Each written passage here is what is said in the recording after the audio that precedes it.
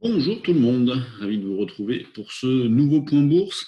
Et encore désolé pour hier, petit problème technique dans la mise en ligne de l'enregistrement. Pourtant, j'ai fait le commentaire, mais impossible de le diffuser. Donc, bon, bah, tant pis. Et comme derrière, j'avais pas mal de choses à faire, avec notamment une révision sur le futur le matin, et puis une présentation du trade du jour l'après-midi.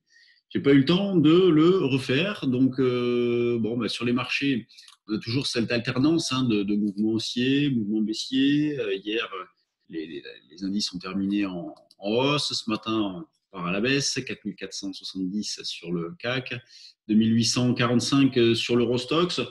On bute pour l'instant toujours autour de la zone des 4550. On est toujours, nous, dans notre scénario principal qui consiste à envisager un potentiel épuisé à l'approche de 4550. Donc, on est plutôt vendeur sur les 4550. C'est ce que nous avons fait hier d'ailleurs. On proposait une vente vers 70 le matin qui a pu être faite. On a revendu l'après-midi. Ça a très bien marché. Puisque là, sur la vente proposée à 60, on avait proposé quoi 65 ou 65, 70 comme zone de vente. Et on s'est racheté à 45 et 20-25. Donc, c'est plutôt pas mal. Encore un écart d'une cinquantaine de points. Donc, il y a toujours une belle volatilité. Les marchés bougent sans conviction, sans rencontrer de contrepartie, avec toujours beaucoup d'incertitudes. Et beaucoup se raccrochent encore à leurs croyances passées, à savoir que ça ira mieux demain. L'économie va repartir comme avant. Vous voyez, on retrouve les mêmes commentaires que quand on était autour des 6000 points. Bon, c'est un biais connu, pourtant, rien n'est certain. Et un raisonnement par analogie est dangereux, car la situation est incomparable à aucune passée. Donc, attention à ces raccourcis-là. C'est vraiment une situation historique. Donc, pour l'instant, on peut dire que le marché digère plutôt bien. Il y a toujours un manque de visibilité. On navigue à vue avec toujours cette alternance hausse-baisse, comme je disais. Potentiel de hausse épuisé à l'approche de 550. Potentiel de baisse épuisé, selon nous, à l'approche de 4500-200. Et ça a été bien validé par les faits. Entre les deux, eh bien, on travaille vendeur, considérons que la tendance de fond, elle, reste baissière, qu'il en faut plus pour envisager une reprise durable. Donc, au-dessus de 550, on aurait, si on s'y installait, le franchir ne suffit pas, on l'a bien vu hier, on l'a franchi temporairement, puis on est reparti à la baisse. Si on s'y installait, bon, il y aurait du positif. Et si on repassait sous 150-200, on rentrerait dans une zone de rétraction baissière, donc une zone un petit peu dangereuse. Aujourd'hui, quoi faire? Eh bien, vendre sur des rebonds. Ce matin, on proposait de vendre à peu près sur les plus hauts d'hier. Et puis, on a vite rapproché la zone de vente, mais qui n'a pas été atteinte. Parce que même au plus près, on avait proposé 33 et pour l'instant, le marché s'est arrêté à 23. L'idée, c'est de vendre vers 4520, par exemple. On part un petit peu loin, 4470, mais il y a de la vol, donc faut en profiter. 4520 à la vente, pourquoi pas. Sur l'Eurostoxx, on va se retrouver dans la même situation avec là un niveau support assez intéressant autour des 2840-45. C'est un niveau qu'on avait travaillé au rachat sur des ventes faites précédemment et notamment vers 2885-90 la semaine dernière. Donc là, pour aujourd'hui, eh bien, on va essayer de vendre vers 85, 95. Vous voyez, cette grosse zone-là que l'on voit bien. 85 était le niveau de jeudi. Après, on a buté un petit peu sous 95. Donc, partant de 2843, c'est un niveau à travailler. Donc, vendre vers 2885. Alors, hier, il y a eu une panne assez longue sur Eurex. C'est ce qui explique le trou que vous avez ici. Donc, à 9h24, avec une reprise des cotations dans l'après-midi. Donc, c'est assez impressionnant. C'est rare, une panne aussi longue sur Eurex. Et sur le DAX, vous retrouvez la même chose, vous voyez ici. Alors, sur le DAX, la vente, vers 680. Essayer de faire quelque chose comme ça. Je vais mettre à jour les propositions sur le trade du jour dynamique, là, une fois que j'aurai terminé cet enregistrement-là. C'est dans cet esprit que nous continuons de travailler, vendeur sur des rebonds. L'eurodoll, eh bien, hier, on a vendu vers 70, 0,970, conformément à la proposition du matin. Là, on revient en arrière d'une trentaine de points, d'une trentaine de pips, donc c'est plutôt agréable. Je ne sais plus trop ce qu'on avait proposé comme rachat. Je vais vous le dire tout de suite. On avait proposé 35,40, donc on y est, 35,40 et ensuite 15,20.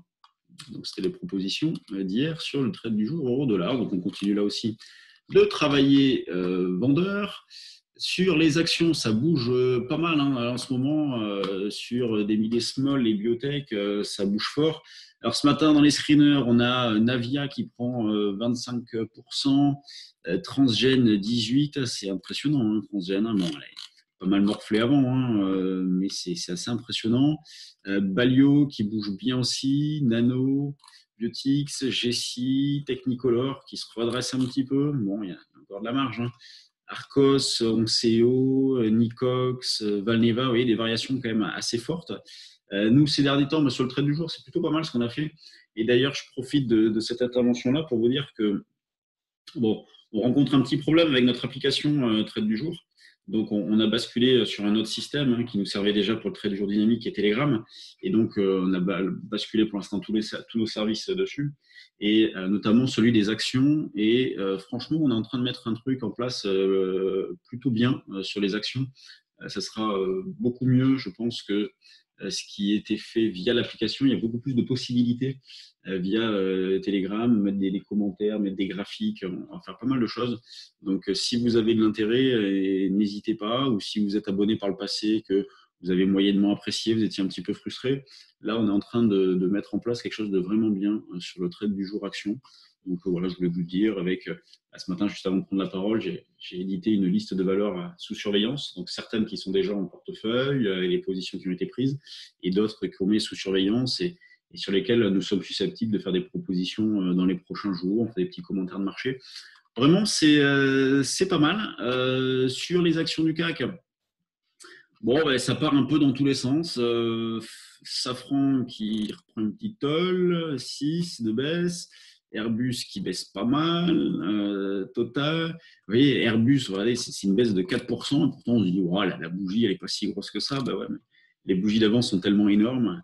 Vous voyez, celle-là, c'est pareil, c'est 5%. Quand on prend celle-ci, c'était une baisse de 12%. Et quand on regarde, on dit, oh, tiens, ah oui, c'est quand même 4%. BNP, moins de quelques, donc toujours coiffé. On sent que le marché est un petit peu faible quand même, un petit peu lourd. Vous voyez, ce matin, il y a quand même des grosses pondérations à la baisse, avec des fortes baisses.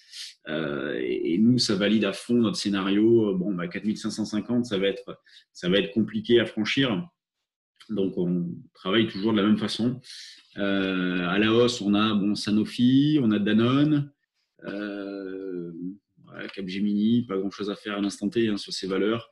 Le CAC, donc en baisse de 1,30%, 250 millions, il y a 9h45, c'est pas beaucoup.